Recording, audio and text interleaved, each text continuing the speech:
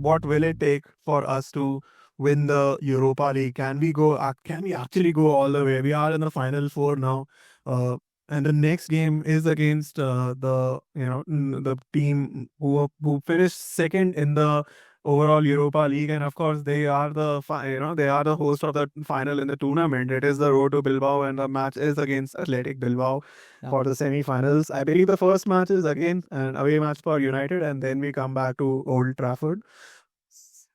We've seen pretty good stuff from Bilbao throughout the Europa League. They've been doing pretty well in the league as well. They are currently fourth in position. Let's talk a bit about their style of play. Yeah. What can we expect from Athletic Bilbao? So Athletic Bilbao, I think, as you were saying, they're having one of their best seasons so far. I think 57 points in 31 games in La Liga. That's a great position to be in. They're comfortably sitting fourth and could qualify for the Champions League for the next year. And in the Europa League, what we've seen from them is they continue to have a very solid backline. They will try not to concede away from home and try to use the home advantage to grab a goal or two. And most of their attacks come from their wing play. Um, in most of the games, it is the Williams brothers who are playing on the left wing, Nico Williams, and right wing, Inaki Williams, who create a lot of attack. Amorim, in fact, just after the game, spoke about the fact that Sporting had played them in friendlies at the start of the season. So he has studied them a little bit, and it's really important to curtail their wing players, which will become critical for us because there are times when Dalo and Dorgu sort of bombard forward or tuck in, which can leave a few spaces at the wings for the opposition. So that will be very important.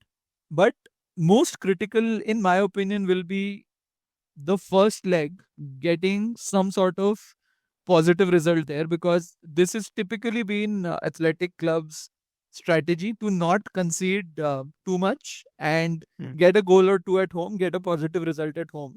Because when they went to Rangers in the first leg, they were content with a 0-0 draw, even though it was Rangers who had a player less during the game. So probably that will be their strategy: get a lead at home and then try to park the bus a little bit at Old Trafford. So Yeah, it is a typical battle of the systems. I feel they yeah, do play a 4-2-3-1. We play a 3-4-3. yeah, Uh, Comes down to how well can we defend in the first leg, and how well we can take the chances. I believe we'll get very few chances. They do build a lot on possession, and they do keep a lot of possession at home. So it will depend on how well can we break down their defense. And I think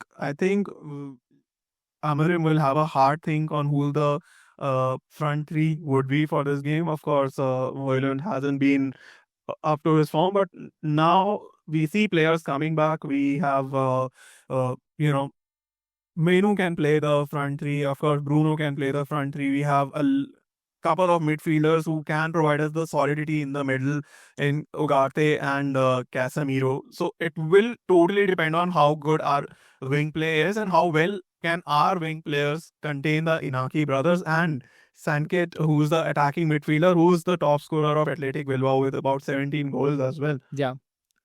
No, I completely agree. And to be very honest, I think these tactics will be very important to solve for. But I think it will also come down to a little bit of big game mentality. Athletic haven't won a European trophy in, I think, 4 decades or something like that. We have that pedigree. This team has that pedigree of playing big games, doing well in big games, and which is what we will have to leverage, which is where we will have to dig deep, bring out that mentality that we are hard to defeat as a team in Europe, and get through. And which is where, although it will be difficult, the athletic clubs players will be really motivated to go on and play the final back at home, bring home the first trophy in 40 odd years. But I think the United squad and the United players just have it in them to nick it against Athletic. I mean, yeah, but arguably on paper, Athletic Bilbao could be said the best team amongst these four who are left. Yeah. They did finish the top of the table as well with Lazio equal on points. And we checked, almost all the players in Athletic Bilbao, as their tradition goes, are Basque players. So they played with each other for a very long time. In fact, I think the stat says that most of the players have an average connection of about 7, 8 years, where in United it's about 2 to 3 years. But that being said, yeah, the big game pedigree will come when it comes to Manchester United. It does mean something different.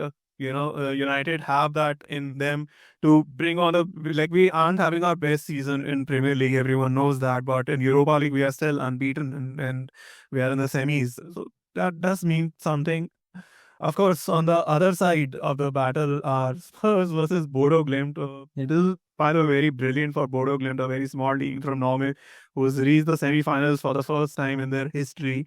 Uh, but do we see any upset here, or do we think that Spurs are gonna make it easy? I think Spurs are having a very similar season to us, right? Although they've managed to reach semi-finals of, I think, the Carabao Cup as well. So there was a bit of a chance of a trophy there. But apart from that, Premier League position really poor. They've done decently well in the Europa League, just like us. And on paper, it seems like Spurs are the team who will come through from the other side of the draw. And if we are to go through, we are probably going to see fourth match between United and Spurs this season. Unfortunately, first three we have lost. But is it possibly time for Amorim to take the revenge versus Ange? I mean, Ange stupidly, shot his foot because at the starting of the season, because he said that in every second season of his, he wins a trophy. Did go far in the Carabao, but eventually lost it. They have lost the plot in Premier League, just like us. Like, it's a real possibility. United and Spurs finish 16th and 17th. Yeah. But when it comes to the United versus Spurs matches, all of them have been, thrillers, right? Ange has gotten the best of Amorim a couple of times now, and their team does have a lot of winners in them. But that being said, when it comes to finals, Spurs are Spurs. It's the history of Tottenham, as he famously said. And I think United has enough big game players to win this one. But of course, the first challenge will be Athletic Bilbao. We won't be getting ahead of ourselves. The first target is to win at home at Athletic Bilbao, and then maybe see if we can finish off Spurs or Bodo Glimt, whoever comes from the other semi-final. Yeah, it's going to be fascinating. We pretty much have these three games to look forward to in the season. Everybody has written the Premier League off, including Ruben Amorim. Post match, he was asked about this, and he said, "I think we need to focus our energies on the Europa League.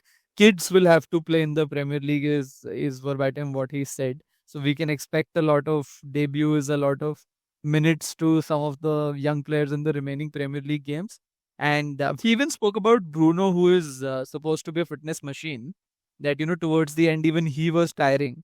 So before the next Europa League game against Athletic Club, I'll have to see how I ensure that he is fit enough for that game. So I think that build up where I think we are possibly playing 5 games in 15 days. I think it's going to be critical for us on how we manage the players do we have currently. How do we bring the likes of Menu, Shaw, Mount, who have been injured in the last couple of months, them back into the fold, and possibly one or two of them can start and add to the depth of the squad.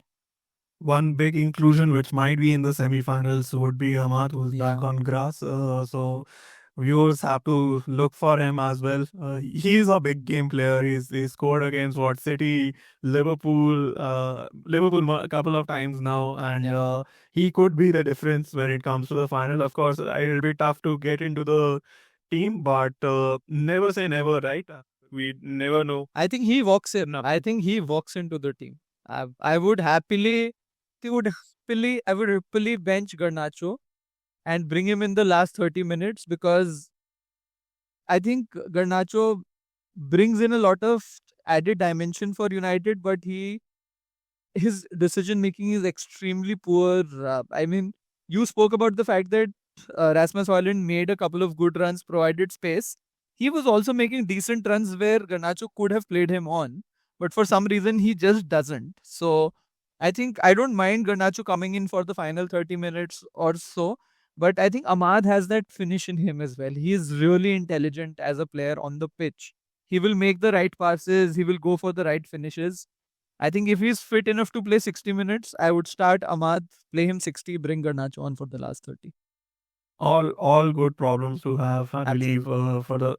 And yes, do look forward to the Premier League. Seeing our academy players play in those games, seeing some of them get minutes, deserved minutes, by the way. Amas, Fletcher, probably. Let's see. Tilo V. Martin getting a few minutes. Let's see. Kukonki, Kamansan, I'm looking forward to all of these guys getting a few minutes. Yeah, it'll be good to see.